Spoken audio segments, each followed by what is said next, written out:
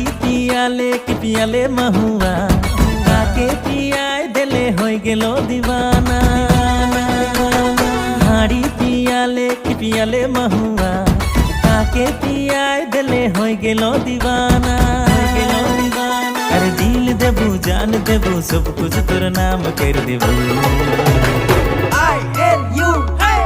इलू इलू इलू इलू आई लव यू रे। इलू इलू इलू इलू आई लव यू रे। इलू इलू इलू इलू आई लव यू रे। चाहो ना तो के गोरी दिल जान से।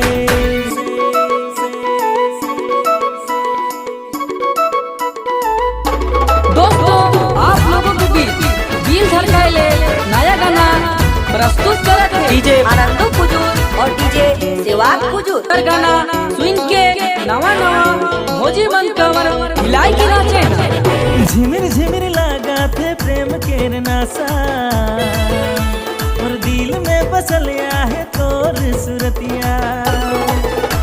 अरे प्यार बिना तरसा थे अब मोर जिया। जल्दी से आके लगैल ना छतिया। अरे दिल देबू जान देबू सब कुछ तोर नाम कर देबू।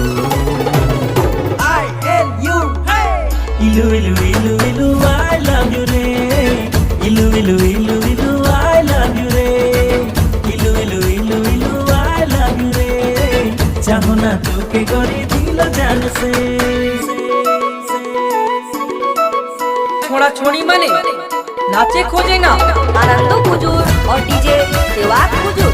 गाना महादेवपुर पेट्रोल पोखे बाजार कुसुम शहर आदिवासी पारा।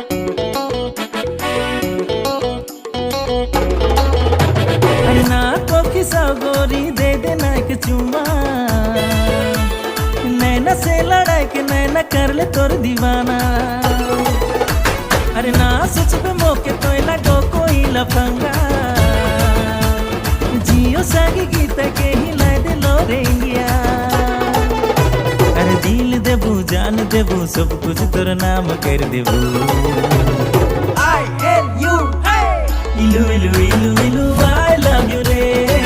इलू इलू इलू इलू आई लव यू रे। इलू इलू इलू इलू आई लव यू रे। चाहो ना तो के गोरी दिल जान से।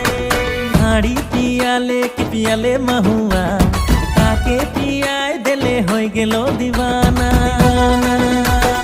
हाड़ी पियाले कि पियाले महुआ काके पियाय दिले होय गेलो दीवाना। अरे दिल देबू जान देबू सब कुछ तोर नाम कर देबू। इलू इलू इलू इलू आई लव यू रे। इलू इलू इलू इलू आई लव यू रे। इलू इलू इलू इलू आई लव यू रे। चाहो ना तो के गोरी दिल जान से।